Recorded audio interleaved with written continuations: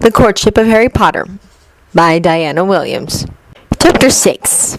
The First Salvo. Harry sat staring at the parchment in front of him blank, except for the nervous doodling he'd done in the corners, and his mind felt equally blank. The part of his mind that wasn't trying to run away gibbering. What in bloody hell did you say to two professors who just propositioned you, and in public? A book thumped down on the table right in front of him, and he jumped, startled. Hermione flopped it down in the chair across from him, gesturing at the book as she started writing. The library didn't have anything. Well, actually it did, but I didn't think a 4-volume treatise on the Council of 483 with a detailed analysis of the rites and subsequent changes would be your thing. Harry managed to smile at that. No, it doesn't sound like it would be. It was actually quite fascinating.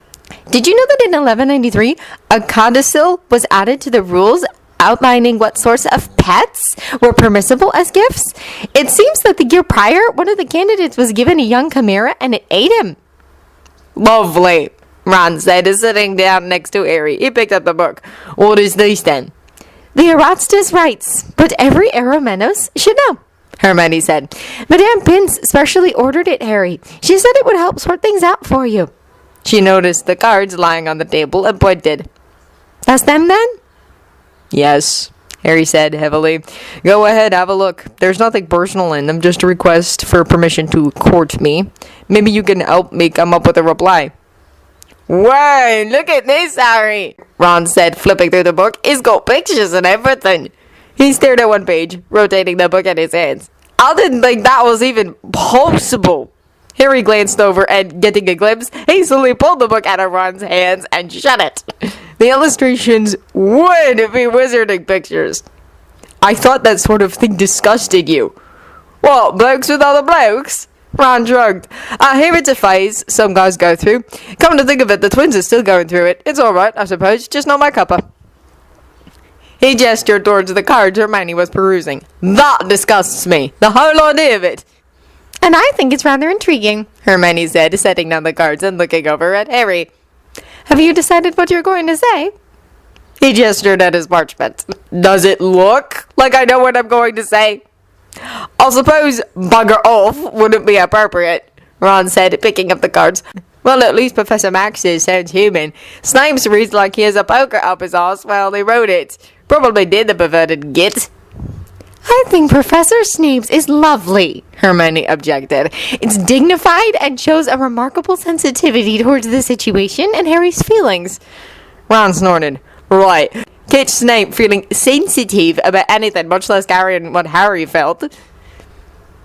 He must care, or he wouldn't have approached Harry, Hermione argued. Probably just only, Ron retorted. But it's been decades since he got any. What's wrong with Professor Max's note, then? Hermione hesitated. It's too familiar, too casual. As if he's asking for a quick snog in the charms cupboard instead of a life-changing decision. Probably is, Ron said, grinning. Speaking of which, he suggestively flexed his eyebrows at Hermione. She rolled her eyes. Oh, for Merlin's sake! Harry needs our help. That's all right, Harry said morosely. I'm thinking about crawling back in bed and pulling the covers over my head. That won't solve the problem at all, Hermione said practically. Look, why don't you just say something like you're honored to be considered and that you need more information because you hadn't expected this? You're telling me, Harry muttered, obediently writing on the parchment. Can I send the same thing to both of them? I couldn't possibly come up with a different way to say this for each of them. I think that's a good idea, Hermione said, nodding. Keeps the playing field level, so to speak. No, can we go out for a quick snug? Ron asked plaintively. Go on, Harry said, continuing to write. I'm just going to copy this over, then read a little before bed. He didn't look at the reference book, but the flush in his cheeks probably told them what he was intending to read. Hermione let Ron take her hand and pull her over to a shadowed corner of the common room. Harry watched them wistfully for a few minutes, wishing that he had something like what they had, then resolutely turned his attention back to the parchment. Professor Snape, I am honored that you think I am worthy of your consideration. I admit I had not imagined such a possibility for my future, nor am I certain that it would be in my best interest to accept such a relationship. However, I am intrigued by the idea, and should you wish to discuss this matter further, I would be willing to listen. Sincerely, Harry Potter. Snape studied the parchment delivered by Potter's owl, an amused curl to his lips. The boy must have gotten Granger to assist him in the writing of it. It was highly unlikely, based on his past classwork, that he could have put thoughts of any complexity on paper. There was also a stilted manner to the wording, quite unlike the boy's usual insolent forthrightness. Oddly enough, he missed that. At any rate, he thought, glancing at the parchment again, the boy had a decent hand when he put his mind to it. Perhaps he'd be useful copying things out for Snape. He'd have to have something to keep the boy busy for 3 years. Snape! Take a look at this and get ready to pay up! Snape looked up as the DADA professor swept into the staff room and tossed a parchment on the table in front of him. Intrigued by the idea, he says, although he hadn't considered it before. What do you think of that? Silently, Snape handed Max his own parchment to read. The look on their man's face as he read the identical words was priceless, and Snape was almost grateful to Potter for that. Well, of course the boy had to send the same message to each of us so we wouldn't know which of us he favors. Very clever of him, that, in case we compared notes. Very lazy is more likely, Snape said, taking back his own note. Used his quota of multisyllable words for the week and couldn't be bothered to look up others. Max frowned. You don't think much of the boy, do you?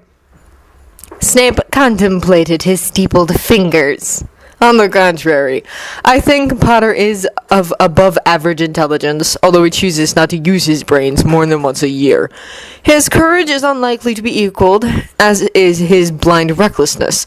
If he somehow manages not to kill himself on one of his harebrained adventures, he will undoubtedly become one of the finest wizards of his generation. He paused.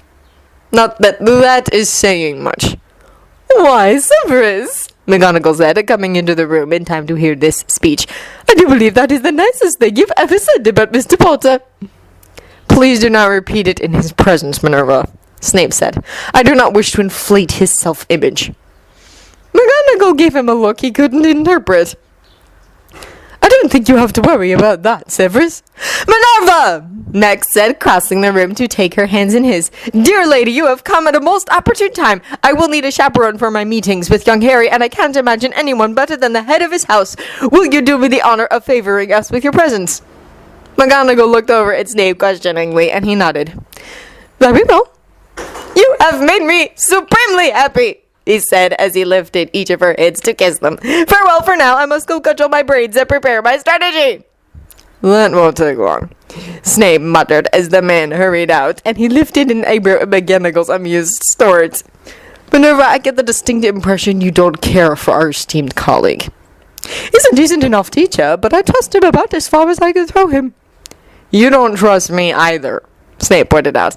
Oh, but I know you, Severus, she said tranquilly. She settled in the chair next to him. Are you sure that you're comfortable with me chaperoning his meeting with Harry? The rules forbid me from chaperoning for you as well. Snape gave her an amused half smile. I have made prior arrangements. The headmaster will be chaperoning my meetings with Potter. McGonagall chuckled. I'd forgotten just how devious you could be, Severus. He inclined his head graciously. Thank you. I have a class in a few minutes, but I wanted to give you this. McGonagall handed him a small notebook. Harry's Transfiguration Journal from his first year. Snape raised an eyebrow. Why on earth would I want his journal? Because Harry kept appallingly bad Transfiguration notes, but he wrote about a great many other things, not expecting anyone would read this. Some of those notes might give a person ideas about just what young Mr. Potter wants most in this world. McGonagall stood up and headed towards the door. Snape looked down at the small journal and then up at the Transfiguration teacher. Minerva, you would have made an excellent Slytherin. Don't be insulting, Severus, she said, pausing in the doorway to look back at him, an amused gleam in her eyes. I have 10 galleons on you in the staff pool, and I really hate to lose.